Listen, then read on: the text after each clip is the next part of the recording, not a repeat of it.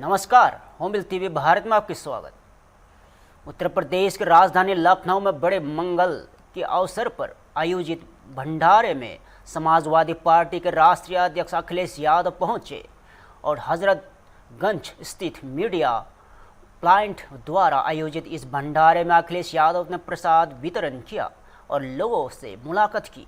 इस दौरान उन्होंने बढ़ती महंगाई और पेट्रोल डीजल की कीमतों को लेकर केंद्र सरकार पर निशाना साधा।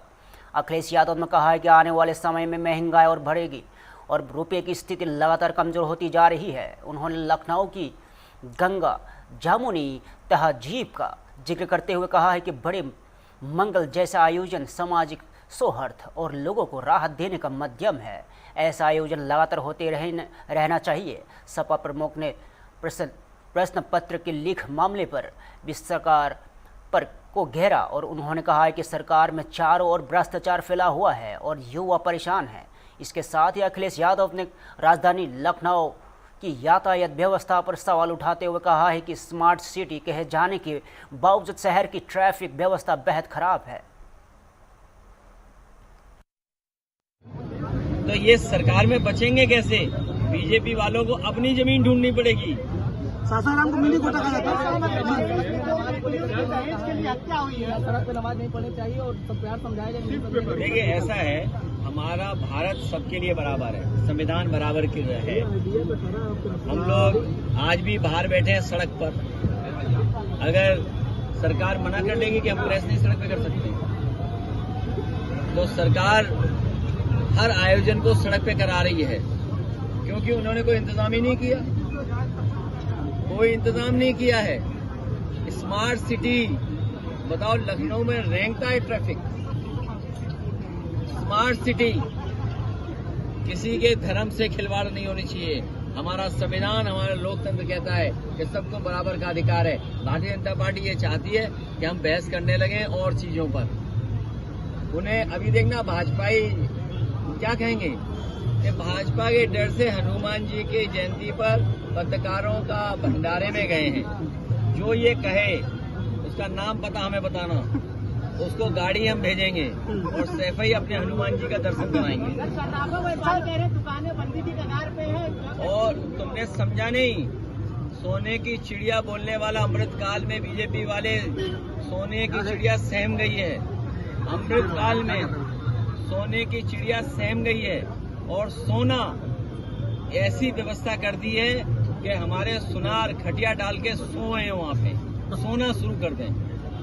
ये सोने का नहीं कारोबार बढ़ाना चाहते हैं, ये व्यापारियों को सोना देना चाहते हैं, सो जाएं यहीं पर। और ये इसलिए कर रहे हैं क्योंकि सबसे वसूली नहीं कर सकते हैं, छोटे दुकानदारों से, छोटे कारोबारियों से। तो ये बड़े बड़े जो धन्ना सेठ हैं उनके शोरूम खुलवा देंगे, उनसे वसूली करना आसान होगा। इसलिए अपनी वसूली के लिए ये छोटे छोटे दुकानदारों को तबाह कर रहे हैं। सर, सुबह ज्वाइनिंग हुई है जिसमें अदीप सिंह हत्याकांड मामले के आरोपी प्रदीप सिंह चबूतरा को शामिल किया गया है। मैंने ये नाम नहीं सुना। मैम फोन नीचे करिए, मैम फोन नीचे। और उस दल के बारे में मत बात करो, उस दल के बारे में चर्चा मत करो। चर्चा करो कि लोग टेप रिकॉर्डर लगा करके गाना बजा रहे हैं। अगर कहीं भी पेट्रोल पंप पे भीड़ देख रहे हैं, कौन सा गाना बजा रहे हैं? कोई नारा लगवा रहे हैं। आज लाइनें लंबी लंबी लगी हैं। और याद रखना, अभी डीजल पेट्रोल और महंगा होगा और डॉलर 100 रुपए से ऊपर जाएगा। जब 100 रुपए ऊपर जाएगा तो सोचना आपका मोबाइल कितना महंगा होगा, बिजली का बिल कितना देना पड़ेगा आपको। आपकी हर जरूरत की चीज महंगी हो जाएगी। धीरे धीरे क्यों बढ़ा रहे हैं? किसी कोल्ड ड्रिंक में ये आया था, शायद ऐड था। भाजपाइयों ने वही ऐड का पालन किया है। किसका था वो ऐड? ऐड किसका था वो? चोर के झटका हीरे से। तो ये भारतीय जनता पार्टी के लोग उसी ऐड को अपने जो महंगाई बढ़ाने की व्यवस्था है उसमें लागू कर रहे हैं। सर, सासाराम को मिनी कोटा कहा जाता था। अब वहाँ पर तमाम जो छात्र जो परीक्षा देने की तैयारी जो कर रहे थे, वो आप कहना कि परेशान हो रहे हैं। उनका कहना है कि तमाम लगातार ये भविष्य में जहाँ पेपर आउट ज्यादा होंगे वो पढ़ाई के सेंटर बनेंगे। वो बीजेपी वाले नए सेंटर बना रही है इस तरह के। सवाल में जब धर्मेंद्र प्रधान से सवाल पूछा गया तो आप इतने बचते नजर आ रहे हैं, क्या लगता है? वो इसलिए बसते नजर आ रहे हैं, पूरी बीजेपी को पता है कि उसमें बीजेपी के लोग शामिल हैं। जब बीजेपी के लोग शामिल हैं तो कैसे नाम लेंगे? अभी सुनने में आया बीएचयू में कोई क्वेश्चन पेपर आ गया है और उसका सवाल भी बड़ा टेढ़ा मेढ़ा है। बताओ, बीएचयू जैसी प्रतिष्ठित संस्थान जो हमारे पूजनीय सम्मानीय शिक्षाविद मदन मोहन मालवीय जी ने बनाई, उस संस्थापक के उस संस्था में बताओ हमारे कैसे सवाल पूछे जा रहे हैं। ये भारतीय जनता पार्टी की सोची समझी रणनीति है कि किसी को बदनाम करो और फिर उससे सवाल पूछवाओ। समाज में बदनाम भी बीजेपी कराती है और फिर नाम सवाल भी हम ही पूछे जाते हैं, हमसे पूछा जाता है। देखा गया इधर ब्राह्मणों को लेकर के ही सवाल है, ये तो सवाल को प्राप्त कर रहे हैं। ये हमारे मुख्यमंत्री जी जानबूझ के करवा रहे हैं जिससे कि आप लोग दूसरों पे गुस्सा निकालो, उन पर न गुस्सा निकालो। बीएचयू में अगर हुआ है या फिल्म बनी या और कई घटना हुई तो ये सरकार की जिम्मेदारी है। एक युवती के कथित अपहरण मामले में पुलिस कार्रवाई के बाद इलाके में तनाव का माहौल देखने को मिला है। अपर पुलिस अधीक्षक पूर्वी आलोक कुमार ने बताया कि महिला ने अपनी पुत्री के अपहरण को लेकर एक फ़ोन नंबर धारक के खिलाफ शिकायत दर्ज कराई थी। मामले में मुकदमा दर्ज का जांच शुरू की गई है। पुलिस के मुताबिक 11 मई को पीड़िता के बरामद कर पूछताछ की गई, जिसमें अयोध्या निवासी मंगल और प्रतापगढ़ में के पति निवासी गुलजार की संलिप्तता सामने आई। इसके बाद 18 मई को आरोपी गुलजार को गिरफ्तार कर लिया गया। बताया जा रहा है कि गिरफ्तारी से नाराज कुछ बजरंग दल कार्यकर्ताओं ने हंगामा किया और धक्का मुक्की और गाली गलौज की, और आरोप है कि आरोपी के घर पर तोड़फोड़ और पथराव भी किया गया और स्थिति उस समय और तनावपूर्ण हो गई जब आरोपी गुलजार को पुलिस जीप से उतार कर पीटने की कोशिश की गई, और हालांकि पुलिस ने किसी तरह आरोपी को सुरक्षित बचाया और उससे लेकर वहां से निकल गई, और फिलहाल आरोपी को जेल भेजने की तैयारी की जा रही है।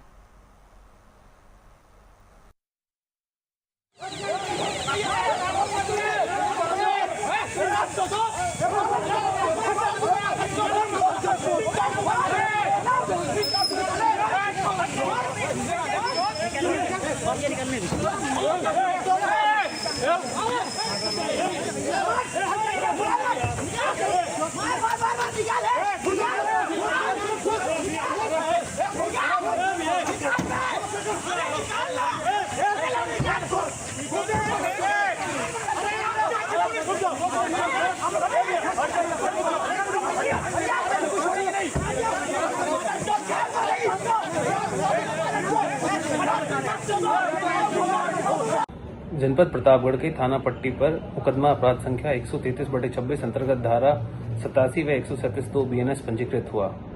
वादिनी ने तहरीर किया था कि उसकी पुत्री को अमुक मोबाइल नंबर का धारक भगाकर ले गया है। विवेचना के क्रम में 11 मई 2026 को पीड़िता को बरामद कर उसका नियमानुसार बयान अंकित कराया गया तो प्रकरण में मंगल निवासी जनपद अयोध्या व गुलजार निवासी जनपद प्रतापगढ़ की संलिप्तता सामने आई। दिनांक 18 मई 2026 को गुलजार निवासी प्रतापगढ़ को पुलिस द्वारा गिरफ्तार कर लिया गया है व अग्रिम वैधानिक कार्रवाई की जा रही है। उत्तर प्रदेश के औरैया में भीषण गर्मी ने लोगों की मुश्किलें बढ़ा दी है। जिले के तापमान 45 डिग्री सेल्सियस तक पहुंच गया है, जिससे जनजीवन बुरी तरह प्रभावित हो रहा है। दोपहर के समय सड़कें सूनी नजर आ रही है और लोग घरों में रहने को मजबूर है। और गर्मी और लू से राहत दिलाने के लिए नगर पालिका प्रशासन ने शहर के प्रमुख मार्गों और बाजारों में पानी का छिड़काव शुरू कराया है। टैंकरों के जरिए सड़कों पर पानी डाला जा रहा है ताकि तापिश कम हो सके और राहगीरों को कुछ राहत मिले। वही जिला प्रशासन ने हीट वेव को लेकर एडवाइजरी जारी करते हुए लोगों से दोपहर में घर से बाहर ना निकलने की अपील की है। प्रशासन के पर्याप्त पानी पीने, हल्के कपड़े पहनने और धूप में निकलते समय सिर व चेहरे को ढककर रखने की सलाह दी है। इस समय गर्मी का तापमान कैसा, क्या कहना चाहिए? बहुत तेज गर्मी पड़ रही है, बाहर इतनी गर्मी पड़ रही है, सब में सर धोना पड़ रहा, मुंह धोना पड़ रहा, इतना बहुत ज़्यादा हीट पड़ रही है, बहुत समस्या हो रही है। अगर वहीं बस अड्डे की बात करें तो कुछ चहल पहल सवारियों की है या नहीं? यहाँ कोई समस्या नहीं है, सब कुछ ठीक ठाक है। हमारी बंडी जगह बना रखा है, पानी व्यवस्था कर रखी है, ठीक है हमारी व्यवस्था है।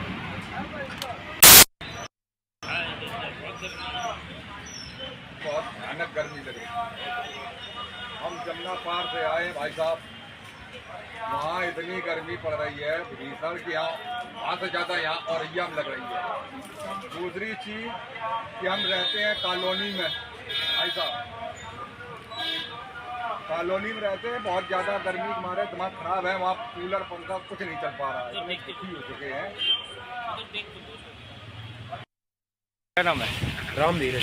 राम जी, गर्मी कैसी है? बहुत गर्मी सर पड़ रही। कहाँ से आए आप? हम जालौन जिला से। कितना तापमान होगा इस समय? तापमान अब ऐसी 45 डिग्री। तो क्या पानी नहीं पी रहे, कैसे ही रहे? पानी सर पी रहे हैं और मुंह धुल रहे हैं और सर पे हाथ पा रहे हैं। क्या नाम भैया आपका? तुम कहाँ से आए हो? जिला जालौन जिले से। कैसी गर्मी पड़ रही है? बहुत गर्मी पड़ रही है 47 डिग्री में, बहुत जैसा लग रहा है। तो कैसे बचाव कर रहे हो, क्या कर रहे हो? पानी से बस बचाव हो रहा है। मुँह हाथ धो रहे हो ना? हाँ, मुँह हाथ धुलने से बहुत आराम मिलता है। क्या नाम भैया? सुजैल। निकल कहाँ से आए हो? और ये गर्मी कैसी पड़ रही है? बहुत पड़ रही है, 47 डिग्री है। तो किस तरीके बचाव कर रहे हैं आप? मुँह हाथ धो रहे हो? मुँह हाथ धोने की राहत मिल रही है कुछ? हाँ। आगरा में स्विमिंग पूल में नहाने के दौरान बच्चों की दर्दनाक मौत की घटना के बाद औरैया प्रशासन अलर्ट मोड पर नजर आ रहा है। जिले में संचालित स्विमिंग पूल और वाटर पार्कों की सुरक्षा व्यवस्था की जांच शुरू कर दी गई है। इसी कड़ी में औरैया कोतवाली क्षेत्र के भावपुर स्थित डायमंड वाटर पार्क के फायर विभाग की टीम ने औचक निरीक्षण किया। मुख्य अग्निशमन अधिकारी तजवीर सिंह पुलिस बल के साथ वाटर पार्क पहुंचे, जहां सुरक्षा मानकों का बारीकी से निरीक्षण किया गया। टीम ने फायर सेफ्टी उपकरणों और इमरजेंसी एग्जिट, बिजली सुरक्षा व्यवस्था और किसी भी हादसे में निपटने की तैयारियों को परखा और निरीक्षण के दौरान बच्चों के स्विमिंग एरिया में लाइफ गार्ड की तैनाती और रेस्क्यू सिस्टम की भी जांच की गई और अधिकारियों ने पार्क संचालकों को सुरक्षा मानकों का सख्ती से पालन करने के निर्देश दिए गए। और फायर विभाग का कहना है कि जिले में सभी वाटर पार्क और स्विमिंग पूलों की चरणबद्ध जांच की जाएगी। जहां लापरवाही मिलेगी वहां सख्त कार्रवाई की जाएगी। सर, आज स्विमिंग पूल का रजिस्टर करने आए, क्या उद्देश्य, क्या कहना चाहिए? जी, जैसा कि आप देख रहे हैं, सेफ्टी सिक्योरिटी जो स्विमिंग पूल है उसमें प्रशिक्षक है कि नहीं है, लाइफ सेफ्टी के जो इक्विपमेंट चाहिए वो है कि नहीं है, ये सब चेक करने आए थे। और क्योंकि आगरा में घटना हो गई है, छोटा बच्चा डूब गया था, उसी परिप्रेक्ष्य में यहाँ के जितने भी स्विमिंग पूल है जनपद के सभी को चेक किया जाएगा। उसमें जो भी मानक है वो जो है सुनिश्चित करा जाएगी व्यवस्था। तो यहाँ पर क्या क्या मानक पाएंगे? क्या मानक अभी इनके द्वारा कुछ सूचना दी गई है, कुछ अभी प्राप्त होना बाकी है। जैसे ही पूर्ण विवरण मिलेगा आपको अवगत करा दिया जाएगा। लखनऊ में उत्तर प्रदेश सरकार के मंत्री ओम प्रकाश राजभर ने समाजवादी पार्टी प्रमुख अखिलेश यादव पर तीखा हमला बोला है। अखिलेश यादव द्वारा प्रेस कॉन्फ्रेंस कर पीडीए ऑडिट रिपोर्ट्स पेश किए जाने पर राजभर ने सवाल उठाते हुए कहा है कि उन्हें पहले यह बताना चाहिए कि मुख्यमंत्री रहते हुए उन्होंने पिछड़ों के लिए क्या काम किया। और ओम प्रकाश राजभर ने कहा है कि अखिलेश यादव को अब पीडीए याद आ रहा है, लेकिन जब वे सत्ता में थे तब पिछड़ों का कितना हक मर गया, इसका जवाब भी उन्हें देना चाहिए। उन्होंने कहा है कि समाजवादी पार्टी सरकार के दौरान प्रदेश में कई गंभीर घटनाएं हुई, लेकिन उस समय सरकार क्या कर रही थी। राजभर ने मुजफ्फरनगर दंगों को जिक्र करते हुए कहा है कि जब प्रदेश जल रहा था तब अखिलेश यादव मुख्यमंत्री थे और उन्हें जवाब देना चाहिए कि उस दौरान उनकी सरकार क्या कर रही थी। निश्चित है प्रेस कॉन्फ्रेंस करना चाहिए, लेकिन ये भी बताना चाहिए कि 5 साल में जब खुद अखिलेश जी मुख्यमंत्री थे तो कितना हिस्सा लूटे हैं पिछड़ों का। 27% रिजर्वेशन पिछड़ों के लिए लागू है 32 साल से। 19 साल इन्होंने लूटा, सपा बसपा ने मिल करके। तो खुद अखिलेश 5 साल मुख्यमंत्री थे, तो इन्होंने अपनी जाति को बढ़ाया। 86 में 56 एसडीएम तो अपनी जाति को बनाया। उस समय नहीं दिखाई दिया पीडीए, नाई नहीं दिखाई दिया, गोड़ नहीं दिखाई दिया, प्रजापति लोहार नहीं दिखाई दिया, राजभर चौहान पटेल नहीं दिखाई दिया, विश्वकर्मा नहीं दिखाई दिया, निषाद बिंद केवट मल्ला नहीं दिखाई दिया, जोल्हा दुनिया अंसारी साईं दर्जी फकीर नहीं दिखाई दिया, आरा करक बंसी बंजारा बहेलिया खंघार कचेर नहीं दिखाई दिया। तो ये जो कर रहे हैं, पहले अपना उजागर तो करें कि हमने 5 साल में क्या किया। मुख्यमंत्री थे, एज ए मुख्यमंत्री मुजफ्फरनगर जल रहा था और सैफई में बैठ के नाच देख रहे थे। इसको भी बताना चाहिए प्रेस में कि हम मुख्यमंत्री थे तो मुजफ्फरनगर में दंगे हो रहे थे, लोग मर कट रहे थे, तो मैं नाच देख रहा था। ये उनको बोलना चाहिए वहाँ। पटना में बिहार सरकार के मंत्री दिलीप जायसवाल ने कानून व्यवस्था और पश्चिम बंगाल की राजनीति को लेकर बड़ा बयान दिया है। उन्होंने कहा है कि बिहार में अपराधियों के खिलाफ सख्त कार्रवाई की जा रही है और अपराधी की कोई जाति नहीं होती। दिलीप जायसवाल ने कहा है कि सम्राट चौधरी के नेतृत्व में बिहार सरकार लगातार नए फैसले ले रही है, जबकि पूर्व मुख्यमंत्री नीतीश कुमार के नेतृत्व में लिए गए निर्णयों को भी आगे बढ़ाया जा रहा है। उन्होंने दावा किया है कि बिहार अब नए बिहार की ओर तेजी से बढ़ रहा है। वहीं पश्चिम बंगाल के मुख्यमंत्री ममता बनर्जी पर निशाना साधते हुए दिलीप जायसवाल ने कहा है कि बंगाल में उनकी राजनीतिक पकड़ कमजोर हो चुकी है और इसलिए वे इस तरह के बयान दे रही है। उन्होंने कहा है कि ममता बनर्जी पहले बंगाल को संभाले, उसके बाद दिल्ली की राजनीति की बात करे। लगा रहे हैं कि बिहार में महिलाओं के साथ लगातार घटना, कोई मतलब नहीं है, क्योंकि उनको जो है जनता ने नकारा है। अपना पार्टी ठीक ठाक करें, दूसरे के तरफ कम नजर रखें। एक खास जाति वर्ग को देखकर टारगेट किया जाता है। क्रिमिनल कोई भी हो, अपराधी कोई भी हो, उसको सजा दिया जाता है। अपराधी का जाति नहीं होता है। आज कैबिनेट की बैठक है, महत्वपूर्ण बैठक होने जा रही है। निश्चित रूप से लगातार आदरणीय सम्राट चौधरी जी के नेतृत्व में बिहार सरकार नए नए फैसले ले रहे हैं। माननीय नीतीश कुमार जी के मार्ग निर्देशन में जितने भी काम पहले से चल रहे हैं उसको सुचारू रूप से आगे बढ़ाया जा रहा है। बिहार एक नए बिहार की ओर बढ़ रहा है। आप एक सीओ आरओ को भी है वो सस्पेंड किया जिस तरीके से। कोई भी आरओ हो, सीओ हो, कोई भी डीएम एसपी हो, सभी को जिम्मेवारी और दायित्व निभाना है। हम जनता के सेवक हैं, हम जनता के मालिक नहीं। इसलिए जनता का सेवक सब लोग, मंत्री भी और पदाधिकारी भी अपने आप को समझें और जनता की सेवा करें।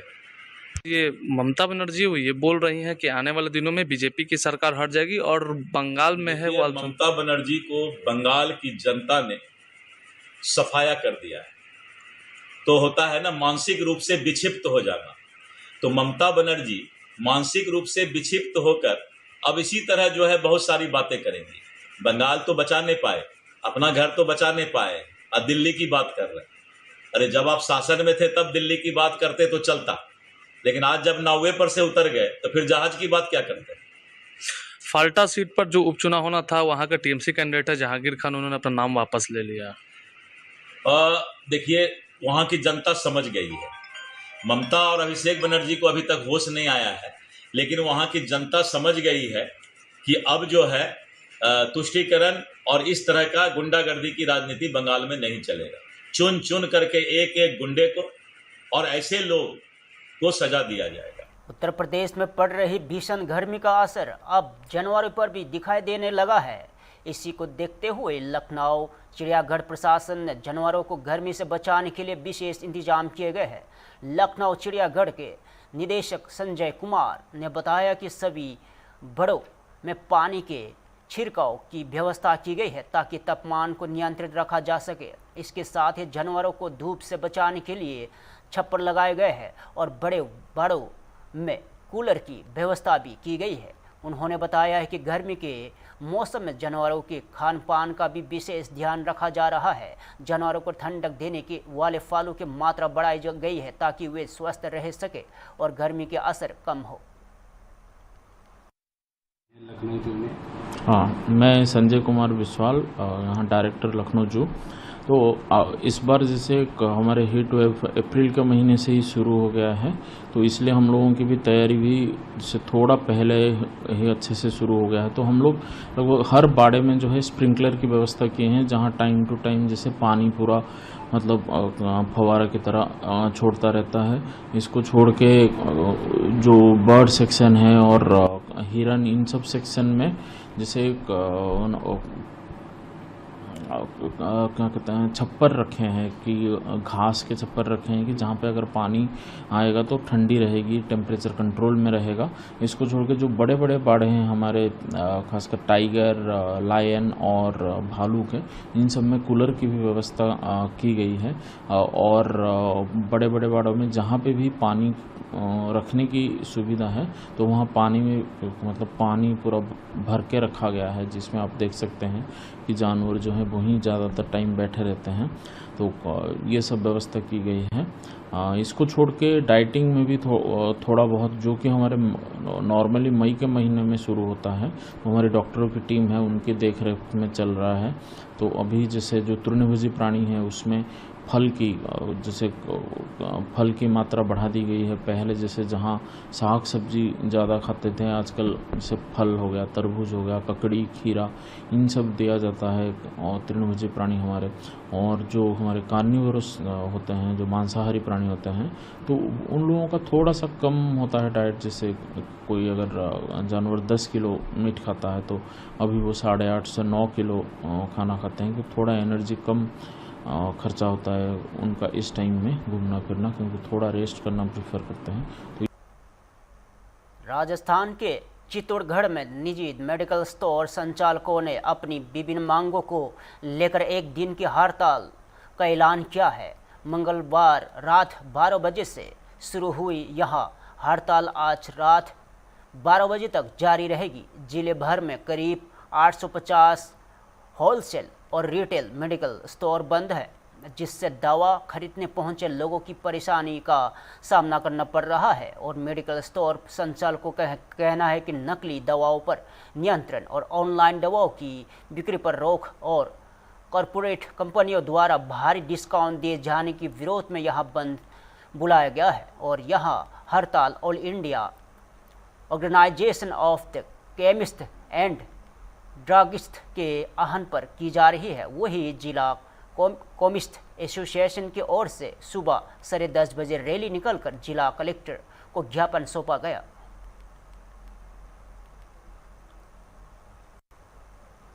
पश्चिम बंगाल के सिलीगुड़ी में मुख्यमंत्री शुवेंदु अधिकारी ने उत्तर बंगाल के विकास को लेकर बड़ा बयान दिया है। उन्होंने कहा है कि उत्तर बंगाल की जनता ने हमेशा भारतीय जनता पार्टी का समर्थन किया है और प्रधानमंत्री नरेंद्र मोदी के हाथ मजबूत किए हैं। और मुख्यमंत्री ने कहा है कि सरकार उत्तर बंगाल की जनता की उम्मीदों पर खड़ा उतरने के लिए लगातार काम करेगी। उन्होंने बताया कि उत्तर बंगाल के मंत्री अब हर सप्ताह एक दिन जनता दर्शन कार्यक्रम आयोजित करेंगे, जहां आम लोगों की समस्याएं सुनी जाएगी। इसके साथ ही प्रशासनिक अधिकारियों के साथ बैठक कर विकास कार्यों की समीक्षा भी की जाएगी। और शुवेंदु अधिकारी ने कहा है कि सरकार उत्तर बंगाल में सभी योजनाओं को प्रभावी तरीके से लागू करने के लिए प्रतिबद्ध है। और उन्होंने यह भी कहा है कि बसपा के संकल्प पत्र में किए गए वादों के तहत उत्तर बंगाल में AIIMS और IIT और कैंसर हॉस्पिटल स्थापित करने का काम पूरा किया जाएगा। उत्तर बंगा बार बार बीजेपी को सपोर्ट दिया, मोदी जी को हाथ मजबूत करने के लिए वोट दिया। 2009 से हमारी MP जीत रहा है पहाड़ में। उत्तर बंगा में काम करके हम लोग उत्तर बंगा का जनता का जो आशीर्वाद पिछले कम से कम 1.5 दशक से मिल रहा है, उसका जो सपना है, जो उम्मीद है, वो पूरा करने का काम भारतीय जनता पार्टी का स्टेट गवर्नमेंट करेगा। उत्तर बंगा में उत्तर कन्या को फुल फेजेड चालू करने का काम भी हम लोग करेगा। हर महीने चीफ मिनिस्टर को उत्तर बंग को मिलेगा।